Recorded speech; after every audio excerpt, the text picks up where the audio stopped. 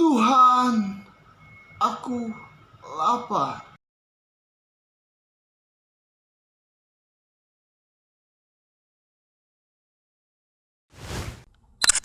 Bismillahirrahmanirrahim. Assalamualaikum warahmatullahi wabarakatuh. Sahabat semua, ketemu lagi dengan saya Zapnika Dika di channel Saiful Zaman. Salam perubahan. Ya sahabat, mungkin sahabat juga udah pada tahu ya mengenai sebuah mural tentang Pak Jokowi, presiden kita. Ya kurang lebih sekitar 5 hari yang lalu lah. Saat itu kan pelakunya pun langsung diburu, dicari oleh aparat kepolisian dan Satpol PP ya. Alasannya tidak lain karena dianggap menghina lambang negara. Dan menurut aparat kepolisian, perilaku ini sangat bertolak belakang dengan jiwa nasionalis. Jadi, menurut kepolisian Tangerang, Pak Jokowi adalah lambang negara yang sekaligus merupakan pimpinan dari negara kita. Maka dari itu tidak boleh direndahkan. Ya, kalau ngelihat alasan itu ya kita setuju. Jelas bahwa kalau ini posisinya pelecehan atau merendahkan, itu jelas tidak boleh. Tapi dari pernyataan polisi tadi, itu saya juga jadi agak-agak mikir ada yang ganjil gitu. Karena di sini Pak polisinya nganggap bahwa Jokowi itu merupakan lambang negara. Kalau sebagai pimpinan atau sebagai presiden, pimpinan kita yang harus dihormati, oh setuju. Tapi karena di situ dianggap lambang negara, lalu benarkah Pak Jokowi ini merupakan lambang negara? Atau hanya seorang manusia biasa yang merupakan pimpinan dari negara kita, Republik Indonesia, yang juga merupakan manusia biasa, yang tidak luput dari kesalahan, yang pantas untuk dikritik karena dia juga tidak luput dari kekurangan. Ya mungkin untuk beberapa segmen jadinya memancing hinaan dan makian. Sebenarnya memang benar kalau presiden itu diakui sebagai lambang negara. Tapi itu dulu banget. Ya kira-kira pada masa perang dingin lah. Udah lama banget. Dan hal itu banyak diprotes oleh para aktivis dunia. Sehingga keberadaan presiden sebagai lambang negara itu sepakat untuk dihapuskan. Dan berdasarkan artikel ini,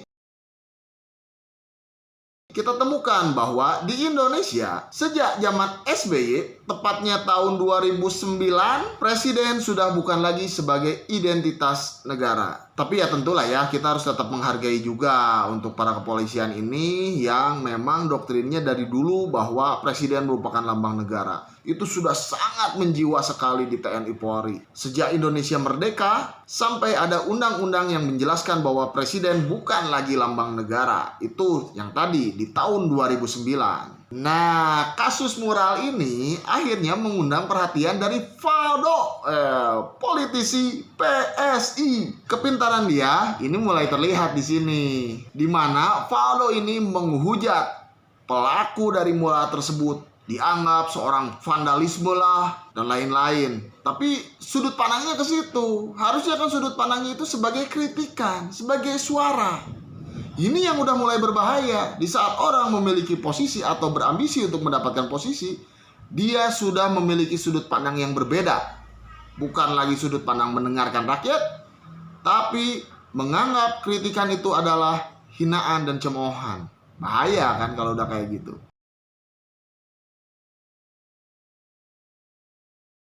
Padahal kalau kita ingat, isi dari mural ini tidak lain merupakan kritik dari rakyat untuk pemimpinnya atau untuk siapapun yang dituju. Maka sebenarnya kalau memang Valdo ini concern terhadap lingkungan dan vandalisme, tentu ini udah disuarakan dari dulu. Nggak cuma saat ini aja kan mural itu bertebaran di mana-mana.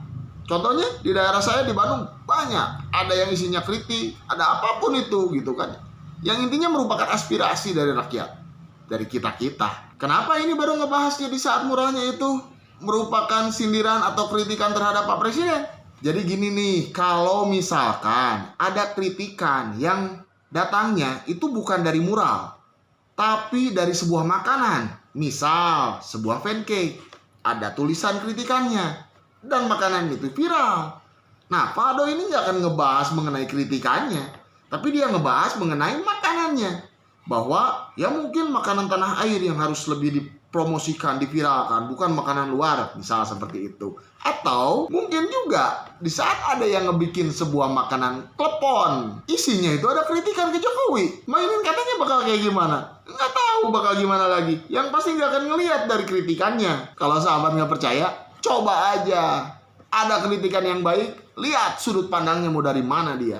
Tetap, kalau menurut saya pribadi, mungkin bukan kritikan yang akan diambil. Jadi intinya, Faldo ini nggak bisa menyimak dari nilai kritikan yang disampaikannya, tapi coba menyampaikan dengan menyusun kata-katanya itu, menggunakan kepintarannya dia untuk menggiring opini seolah-olah memberikan sudut pandang lain, bukan mengambil kritiknya. Dan satu hal yang harus kita ingat dari seorang Faldo Maldini ini, kalau tidak semua orang mempunyai kemampuan untuk membolak-balikan kata seperti ini. Yang jelas ini juga menunjukkan bahwa Faldo ini sebenarnya orang yang pintar. Tapi kok bisa ya kayak gitu ya?